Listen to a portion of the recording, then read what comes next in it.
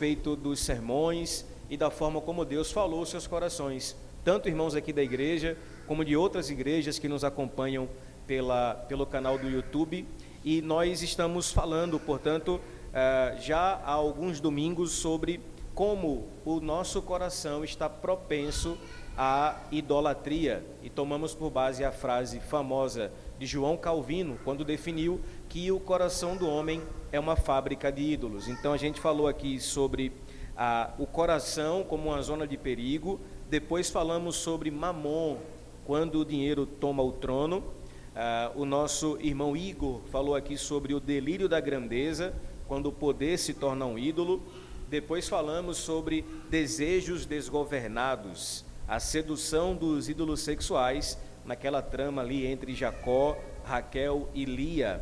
Falamos ainda sobre o eu no centro, com base na história de Naamã e a ilusão da felicidade como um ídolo.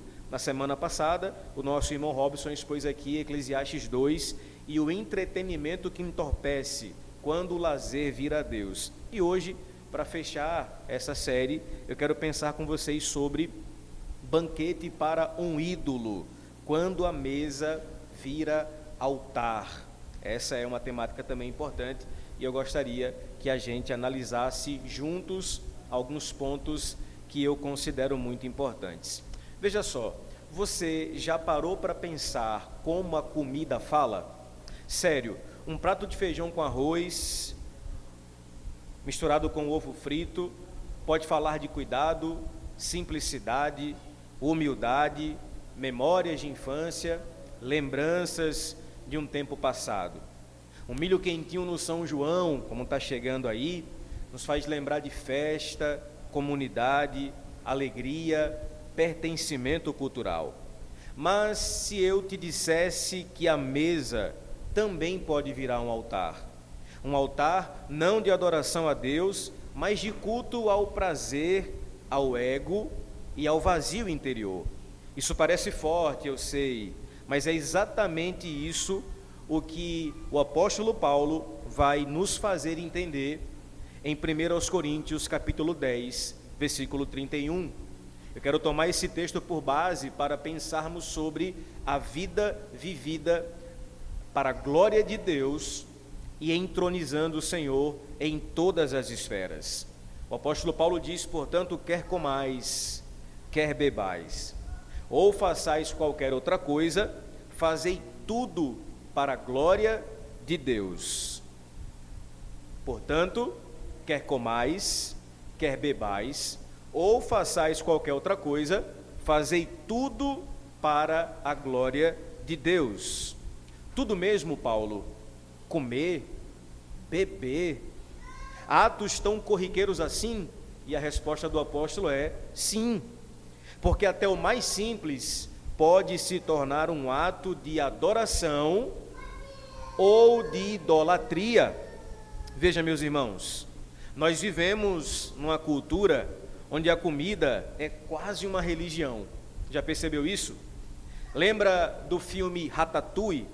Um rato chefe de cozinha que transforma ingredientes simples em obras de arte culinária. Ali a comida é elevada a um nível quase místico.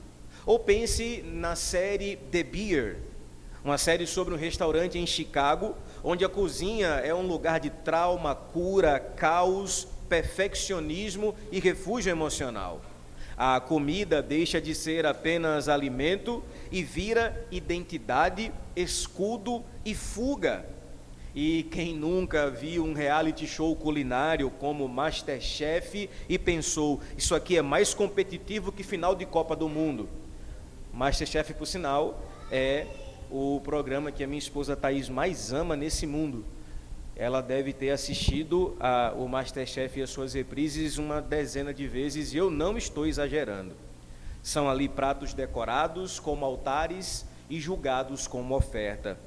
O que essas expressões culturais revelam é que, muitas vezes, nós comemos e bebemos mais com a alma do que com o estômago. Portanto, eu gostaria de argumentar hoje que comer e beber são prazeres e necessidades dados por Deus, mas que, se consumidos de forma inadequada, podem virar ídolos. Mas tem muito mais aqui. Você já ouviu falar sobre teologia da contemplação? Ou, como eu gosto de chamar, teologia do deslumbramento, ou teologia do assombro, do maravilhamento. Sabe, a gente vive num tempo em que tudo parece ser rápido, funcional, produtivo. Até comer virou uma corrida contra o tempo. Marmita na frente do computador, lanche no volante, café em pé. A gente engole, mas não saboreia. Mastiga, mas não contempla. Só que Deus não criou o mundo assim.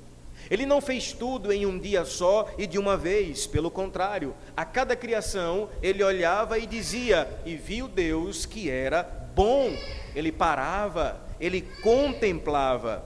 Já parou para pensar que Deus nos criou com paladar, com pupilas degustativas, com olfato, com olhos para vermos cores e formas? Foi como se Deus dissesse: eu quero que vocês se encantem com o que eu criei.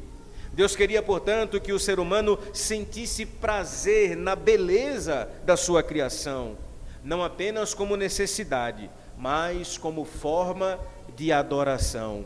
Experimente ir na casa da irmã Tina e você vai aprovar ou provar do que eu estou falando com seus bolos extremamente maravilhosos. Comer, portanto, meus irmãos, acredite, segundo Paulo nesse texto, é um ato espiritual. Não só porque nos sustenta, mas porque nos ensina a contemplar o Criador que nos cerca de tanta graça. A cada gole de café, a cada pedaço de bolo de macaxeira, o céu está dizendo: veja como eu sou bom. Estamos em junho, finalmente, o mês da fartura culinária nordestina. E quem é que resiste a uma boa mesa de São João? Mugunzá, canjica, amendoim, milho. Aliás, você prefere cozido ou assado? Bolos dos mais variados. A mesa nordestina é um convite ao deslumbramento. É a prova de que Deus não nos criou para comer só rápido, mas para contemplar. E talvez a maior tragédia da nossa geração não seja o excesso de comida, mas a escassez de contemplação. Lembra qual foi a última vez que você agradeceu a Deus por café forte em dias de frio? Lembra qual foi a última vez que você contemplou e se deliciou e agradeceu a Deus por um bom cuscuz que dá sustância? A verdade, meus irmãos, é que nós temos o pão, mas não temos tempo para agradecer. Temos o sabor, mas não temos o silêncio para perceber. Temos a mesa, mas não temos olhos para ver Deus nela. Contemplar não é só parar, é se deixar tocar. É permitir que até um prato simples nos lembre que há um Criador generoso por trás de cada detalhe. Saborear o caruru do casal e dizer: isso aqui deve ser a 8ª maravilha do mundo, porque isso é de fato muito bom. Mas acredite, aqui está o perigo. Quando a gente para de contemplar, nós começamos a usar as coisas ao invés de adorar com elas. Escute bem o que eu vou lhe dizer agora. Deus e suas dádivas não estão em oposição. Deus nos deu prazeres lícitos para que a gente experimente deles e glorifique o seu nome através deles. Portanto, com essas dádivas, nós podemos adorar a Deus com elas, não como um fim em si mesmas, mas entendendo que a partir delas, nós podemos glorificar a Deus. O problema é que quando fazemos das dádivas de Deus ídolos, aí então, a comida, que era um convite ao deslumbramento, vira uma ferramenta de fuga. O sabor, que era para nos lembrar de Deus, vira uma tentativa de preencher um vazio de que nós só percebemos aumentar por estarmos longe do Senhor. A bebida, que serve para se alegrar e desfrutar de bons momentos, vira uma prisão espiritual que escraviza. Acredite, meu irmão, Deus nos criou com paladar, porque Ele queria que sentíssemos prazer em sua criação. Comer e beber não são pecados, pelo contrário, são celebrações da providência divina. Pastor, onde é que está o problema nisso tudo? O problema não é o estômago, o problema é o coração. O problema não é o estômago. Você já percebeu aqui nessa série que o coração é uma fábrica de ídolos. A pergunta não é o que você come, mas por que você come. A pergunta não é o que você bebe, mas o porquê você bebe. Quando você desconta a sua raiva na geladeira, quando você usa o refrigerante como um tipo de escape ou fuga emocional para um tipo de consolo, quando você não consegue dormir sem aquele negocinho doce, quando você afoga as mágoas num copo de cerveja e não no consolo do Criador em oração, aí você percebe que o problema não é de fato o alimento, mas o coração. É o coração que idolatra a comida e a bebida como se elas pudessem dar paz, alegria, refúgio e sentido. Jesus disse em Marcos 7,15: não é o que entra pela boca que contamina o homem, mas o que sai de onde? Do seu coração.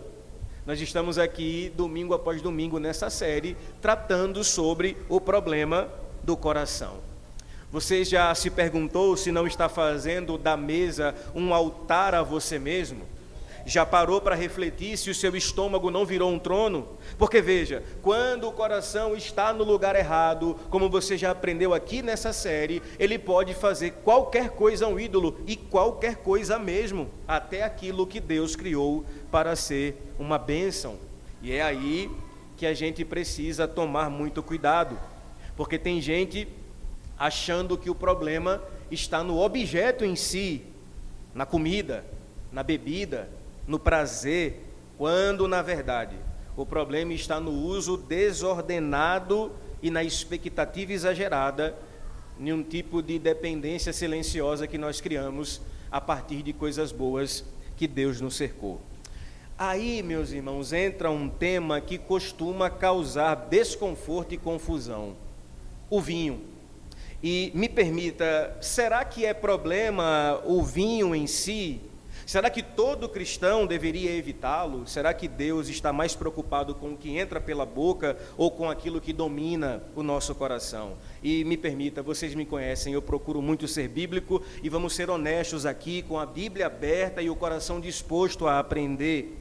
A Bíblia não proíbe o consumo moderado de álcool. O próprio Jesus transformou água em vinho em um casamento, como lemos em João, capítulo 2. E antes que alguém diga, mas aquele vinho era suco de uva. Não, não era. Em 1 Coríntios 11, Paulo repreende os crentes, porque durante a ceia, enquanto uns passavam fome, outros se embriagavam. Versículo 21, e ninguém se embriaga com suco de uva. E sabe o que é curioso? Várias igrejas proíbem o consumo moderado de vinho, mas fazem culto das guloseimas sem se incomodar com a glutonaria. É comum ouvir a frase: crente não bebe, mas come, que é uma beleza. Pecado do mesmo jeito. Uma contradição extremamente silenciosa. Mas veja, o meu ponto aqui não é defender o uso do vinho deliberado, é lembrar que o problema nunca foi o vinho, nunca foi o pão, nunca foi o alimento, é o coração. O problema é quando o vinho vira fuga, vício e anestesia. Quando deixamos de beber com gratidão e para a glória de Deus, passamos a beber para esquecer, para aliviar, para preencher um vazio. Brigou com a esposa, vai beber, você está pecando. Fez alguma coisa que você está estressado no trabalho, como fuga, você vai beber, você está pecando. A embriaguez, meus irmãos, essa sim, essa é condenada. Não só porque exagera no que é permitido, mas porque revela que algo mais profundo está desordenado, que o trono do coração já tem um outro ocupante e que não é Cristo. Embriaguez é pecado, porque revela um coração que está buscando ali o que só Deus pode dar. E você já percebeu como a nossa cultura, ela celebra o exagero do álcool? A embriaguez virou tema de festa, de orgulho, de refrão de músicas que tocam nas mais variadas playlists e rádios por esse Brasil afora, ensinando uma teologia invertida, onde a garrafa é refúgio, o copo cheio é sinal de liberdade, mas na verdade é escravidão disfarçada de diversão. Pense, por exemplo, na música da dupla sertaneja Diego e Vitor Hugo. No refrão ela diz: "Ô garçom, troca o DVD, que essa moda me faz sofrer e o coração não aguenta. Desse jeito você me desmonta." Na parte seguinte do refrão ele fala: "Cada dose cai bem, deu certinho para eu lembrar da gente." Olha o que está sendo dito aqui. A bebida aparece como muleta emocional. A música diz sem rodeios: cada dose ajuda a lembrar ou a esquecer. É a teologia da garrafa, uma teologia onde o vinho substitui o consolo do espírito e a dose vira remédio para a dor da alma. Mas deixa eu te perguntar com carinho e firmeza: quantas doses são necessárias para curar o coração? Quantas noites de esquecer tudo numa balada realmente resolve o vazio da alma? A cultura canta, mas o coração continua vazio no dia seguinte. A Bíblia, meus irmãos, não romantiza esse tipo de fuga emocional, ela denuncia. A embriaguez, seja com vinho, seja com qualquer outro entorpecente da alma. Você que tem filhos pequenos como eu sabe, filhos pequenos são embriagantes, são inebriantes. A gente fica embriagado com tanta fofura, beleza. Estava vendo as fotos de Joãozinho hoje e a vontade que dá é de morder, de apertar de tanta fofura, porque tem coisas que são entorpecentes para a alma. E se você usa isso como entorpecente da alma, seja o vinho ou qualquer outra coisa, é idolatria. É dizer: Senhor, o Senhor, tu não me bastas, eu preciso de outra fonte de paz. E não para por aí. A cultura atual não celebra a bebida, mas ela transforma em uma companheira de solidão que a bebida jamais lhe dará, e se torna então um sacramento de esquecimento dos problemas. Veja outro exemplo na música Largado às Traças, da dupla sertaneja Zé Neto e Cristiano. Aliás, sertanejo é só música assim, né? Exagero de bebida e sofrência. Em dado momento da música, eles vão dizer o seguinte: vou beijando esse copo, abraçando as garrafas, solidão é companheira nesse risca-faca. Enquanto você não volta, eu estou largado às traças. Maldito sentimento que nunca se... Está cantando aí alguém aí, estou vendo aqui, viu? É interessante como a teologia da garrafa aparece claramente dita nesse refrão. O autor da música diz: olha eu aqui de novo, fechando esse bar, afogando a saudade num querosene. Dá para perceber a imagem? Não é só uma noite de bar, é uma rotina religiosa, uma tentativa desesperada de apagar a dor, não um consolo, mas um escape. E mais, esse consolo não é verdadeiro, mas como querosene, uma metáfora forte, explosiva, que mostra um líquido inflamável tentando apagar uma dor que só queima ainda mais por dentro. Depois ele fala: vou beijando esse copo, abraçando as garrafas. Essa é literalmente uma paródia da intimidade da garrafa. O copo substitui o abraço, a garrafa vira companhia. É como se a música dissesse: se eu não posso ter amor, vou me contentar com anestesia, vou esquecer tudo. E quanta gente vive exatamente assim, sem conseguir nomear o vazio, mas tentando preenchê-lo com álcool e com coisas que entorpecem a alma. Depois a música diz o seguinte: solidão é companheira nesse risca-faca. Se essa música fosse parte de um culto, essa seria a parte da confissão, porque essa é a parte verdadeira. De fato, solidão é companhia para quem não tem Deus e para quem procura refúgio emocional em outras coisas que não o Senhor. Tudo isso é apenas um altar disfarçado. E ele fala depois: enquanto você não volta, eu estou largado às traças. Mais uma confissão sincera. De fato, está largado às traças. É alguém que reconhece o abandono, a decadência, a dor, e ao invés de buscar socorro em Deus, buscou socorro em lugares errados, porque o copo pode anestesiar a memória, mas não cura o coração. A canção termina com a sentença: maldito sentimento que nunca se apaga ou que nunca se acaba. De fato, meus irmãos, quem canta isso não sabe que existe um Redentor que cura todas as coisas, que nós não precisamos mais fazer uso de entorpecentes da alma para ser feliz. Fazemos o que fazemos, bebemos ou comemos para dar glória a Deus. Essas músicas, portanto, retratam a teologia do copo: dor mais álcool, fuga. Mas a teologia do Evangelho é diferente: dor mais Cristo igual redenção. A cultura celebra a fuga, Cristo oferece-nos libertação. Por isso, voltando ao texto de 1 Coríntios, nós vamos perceber como a Bíblia nos chama para viver uma vida corandel. Lembra dessa expressãozinha que eu já preguei aqui há alguns meses atrás? Ou alguns anos, não lembro bem. Paulo diz: quer comais, quer bebais, façam tudo para a glória de Deus. Isso é viver corandel. Mas o que significa, pastor, viver corandel? Corandel é uma expressão latina cunhada na época da Reforma Protestante, que significa diante da face de Deus. Nas palavras do teólogo Arcis Sproul, viver corandel é reconhecer que toda a vida é vivida na presença de Deus, sob a autoridade de Deus e para a glória de Deus. Ou seja, não existe espaço neutro, não há momentos espirituais e outros seculares, tudo é espiritual.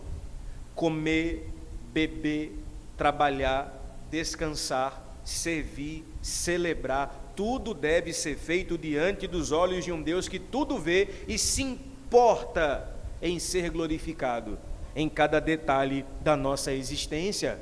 O irmão Igor citou aqui Abraham Kuyper no início do culto, e essa frase é marcante. Abraham Kuyper, falando sobre a suficiência e a soberania de Cristo, vai declarar abertamente essa verdade. Cristo é tão Senhor, mas tão Senhor, que não há 1 centímetro, 1 milímetro da existência criada em todo o universo que Cristo, que é Senhor de tudo, não diga: é meu. Ou seja, Jesus não é Senhor só da igreja, Ele é Senhor sobre a igreja, sobre a música, sobre as artes, sobre a cultura, sobre todas as coisas. Viver corandel é perceber que não há mais separação entre o sagrado e o secular. Até a cozinha da sua casa pode ser um lugar de adoração. Até o seu prato de comida pode ser um testemunho da bondade divina. O conceito corandel, como eu falei, ele surgiu na Reforma Protestante, porque naquela época a igreja medieval separava a vida secular do sagrado. O que você fazia na igreja era sagrado. Da porta da igreja para fora, o que você fazia para lá era secular e Deus não recebia. A Reforma Protestante vem e fala: não, tudo que fazemos glorifica a Deus ou desonra a Deus. Portanto, a mesa da sua sala também pode ser um lugar de adoração. Paulo diz: quer comais ou bebais. Ações básicas e cotidianas, ações que fazemos todos os dias, não é verdade? Uns até mais que os outros, mas são necessidades diárias. Comer e beber. Olha o que Paulo disse: comer e beber também glorifica a Deus. Não é pregar, não é ensinar, não é plantar igreja, é almoçar, é tomar café da manhã, é abrir a geladeira e preparar um lanche, é tomar um copo d'água. Sabe o que isso nos ensina? Deus não está só interessado nas grandes coisas que fazemos para Ele, como cantar ou pregar no culto de domingo, mas Ele está presente também na nossa rotina diária, de modo que tudo o que fazemos, Deus deseja ser glorificado, até quando você coloca comida no prato, até na maneira como você mastiga, agradece e compartilha. Ou seja, espiritualidade de verdade não se mede só pelo que você faz no púlpito, mas acredite, também se mede quando você está na pia da cozinha, lavando os pratos e fazendo aquilo para a glória de Deus. Paulo ainda diz, quer comais, quer bebais, ou façais qualquer outra coisa. Veja, ele sai de coisas rotineiras e vai para uma expansão da vida inteira.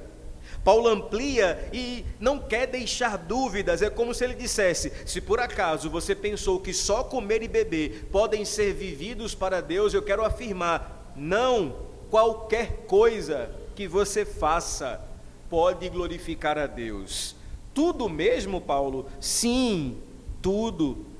Estudar para a prova, trocar fralda de bebê, resolver planilha, lavar carro, digitar um e-mail, dar bom dia para o vizinho, pegar ônibus, viajar de férias, fazer mercadinho, tudo isso pode e deve glorificar a Deus. Paulo então conclui dizendo: quer comais, quer bebais, fazei tudo para a glória de Deus. E aqui nós temos concretamente o motivo, a direção e o propósito. Os nossos catecismos mais antigos, eles respondem à primeira pergunta, e a primeira pergunta é: qual é o fim principal do homem? Glorificar a Deus e alegrar-se nele para sempre. Tudo o que fazemos deve glorificar a Deus. Sabe por quê, irmãos? Porque não é sobre o que você faz, mas como você faz. O que lhe motiva a estar aqui num culto como esse hoje? O que lhe motiva a cantar aqui em um culto como esse hoje? O que me motiva a pregar a palavra aqui hoje não é tanto a ação, mas a motivação do coração. É sobre para quem você faz e não sobre você. Você pode, portanto, servir um prato de comida como quem serve a si mesmo ou como quem serve ao Rei dos Reis. Glorificar a Deus através dessas coisas é expressar bondade, beleza e generosidade com a qual nós experimentamos de Deus. É como se cada refeição, cada tarefa, cada conversa fosse uma moldura, e o quadro dentro da moldura tem que ser Cristo. Pare agora e me permita fazer algumas aplicações práticas nesse ponto do sermão. A primeira delas é: quando for cozinhar, me chame, brincadeira, mas pode chamar também. Quando for cozinhar, coloque sazon. Quem lembra aqui a propaganda do sazon? O que é que significa sazon na comida? Amor. Quando for cozinhar, faça com amor. A comida então vira louvor. Quando for trabalhar, seja honesto e responsável. O expediente vira altar. Quando for descansar, descanse confiando que Deus continua agindo. O sono vira ato de fé. Quando for comer, celebre a provisão, pratique a gratidão e compartilhe com quem precisa. A vida cristã, meu amado irmão e minha amada irmã, não é dividida entre secular e sagrado. Tudo é sagrado, se feito corandel diante de Deus e para a glória de Deus. Paulo, portanto, nos chama para um estilo de vida onde até o mais simples gesto do cotidiano vira sagrado. Não é sobre fazer apenas coisas religiosas, é sobre fazer todas as coisas com a motivação correta no coração. Porque quando Deus é o motivo, aí, meus irmãos, tudo em nós é feito com prazer e alegria, até aquilo que é trivial. Vai um conselho aqui para os pais: contemple a natureza com seu filho, vá para a praia, mostra a ele o quanto Deus é belo na criação, e quando seu filho se maravilhar, ore com ele e agradeça, aproveite aquela oportunidade para mostrar o quanto Deus é bom. Portanto, meus irmãos, a vida vivida corandel é uma vida que nos lembra que nós somos cercados todos os dias por dádivas de Deus, inclusive em comer e beber. Me permita caminhar para algumas aplicações a respeito de comer e beber para a glória de Deus. A primeira delas é: coma com gratidão, não com reclamação. Antes de murmurar pela comida no prato ou pela falta de alguma coisa que não tem no prato, lembre-se, existem milhões de pessoas que não têm a oportunidade que você tem. Então, agradeça. A gratidão glorifica a Deus. A insatisfação silenciosa desonra a Deus. Ore antes de comer, não por ritual, mas com a consciência de que tudo é graça. Contemple o que você está comendo. Essa semana a gente viajou para o Rio de Janeiro para a conferência da Atos 29. O irmão Emerson foi comigo e a gente foi comer uma pizza no final de um dos cultos. E Emerson comeu, viu, irmãos? Vou falar dele aqui. E depois ele comentou: cara, que pizza maravilhosa. Tinha pizza de açaí, só para os irmãos terem uma ideia. E como não contemplar Deus em um ato criativo? Mas em segundo lugar, coma com moderação, não com gula. Não caia nessa de, o crente não bebe, mas come. Irmãos, gula, glutonaria é pecado. Você se escandalizaria se porventura eu dissesse assim: irmãos, vai acabar o culto aqui, eu, o diácono Claudson, o diácono Emerson, mais alguns irmãos aqui, nós vamos sair ali e vamos para um prostíbulo passar a noite lá. Você se escandalizaria? Certamente, não é isso? Mas por que a gente não se escandaliza quando um pastor fala: sair do culto aqui, vamos para a pizzaria, vamos nos entupir de pizza ali, vamos sair de lá, abaforida de pizza? Deveria escandalizar também, porque isso é se matar aos poucos. Por que, Paula, você está fazendo assim? Porque um dia a Paula falou que eu ia morrer se eu não fizesse dieta e voltasse para a academia.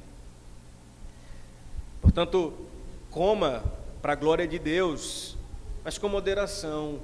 A gula é o desejo de preencher o coração com comida, mas só Deus, meus irmãos, é quem pode nos satisfazer. Lembre-se, comer além da necessidade pode ser um ato de adoração a Deus ou a si mesmo. Pare por um instante e pense que disciplina à mesa é também um ato espiritual. Terceiro, beba com sobriedade, não como fuga. O problema nunca foi o vinho, mas a embriaguez que busca fugir da dor ou aumentar a alegria sem Deus. Deus não nos criou para anestesiar a alma com álcool, mas para nos satisfazer nele. Pergunte a si mesmo: estou bebendo para celebrar com domínio ou para escapar de algum vazio da minha alma? Quarto, coma com visão eterna, não com fixação terrena. Tudo o que comemos aqui, meus irmãos, acredite, é sombra de uma ceia eterna, aonde o Cordeiro vai nos servir e para sempre estaremos com Ele. Portanto, cada refeição é um ensaio, um prelúdio para o banquete final com Cristo. Use a mesa então como local de comunhão, discipulado e testemunho. Antecipe o reino com talheres e afeto. Por fim, beba da graça enquanto come o pão. A maior mesa cristã é a ceia do Senhor, a mesa da ceia. É aqui que comemos e bebemos Cristo por fé. E essa mesa deve transformar a forma como comemos nas outras mesas. Um cristão redimido come e bebe, não para satisfação própria, mas para a glória de Deus. Lembre-se de que a cruz nos convida a sentar à mesa. Cristo se entregou por nós. Agora, tudo o que fazemos, até comer e beber, deve ser para a glória de Deus. Eu quero concluir, adivinhe com quem?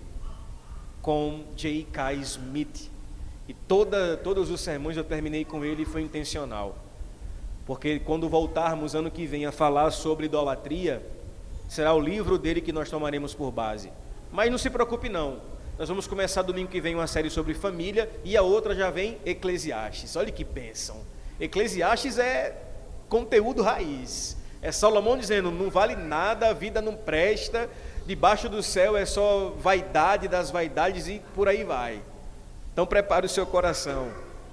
Mas voltando a J.K. Smith, ele sempre nos convida a reordenar os nossos amores.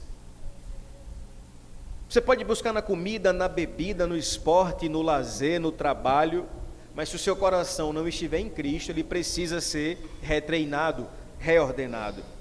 Porque no final das contas, o que Deus quer é que a nossa mesa seja, portanto, um lembrete da grande mesa celestial, onde tudo aponta para Cristo e Ele é o centro. Nas suas palavras, a verdadeira adoração é uma reordenação dos amores. Escute bem aqui, escute bem. O problema não é amar comer. Você pode amar comer, eu também amo. O problema é amar a comida mais do que o Criador.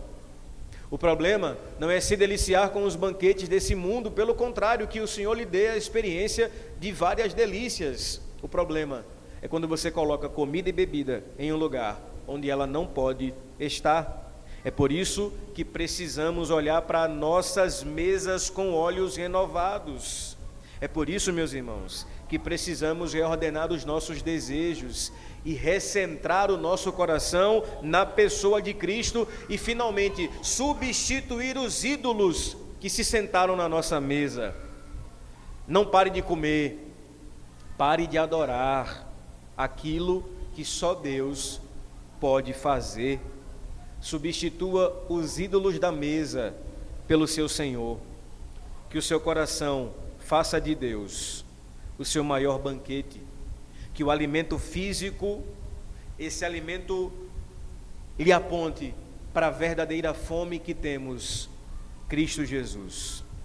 Ore nessa noite: Senhor, que eu coma e beba para a Tua glória. Que cada refeição seja memória da Tua graça e antegosto da Tua eternidade.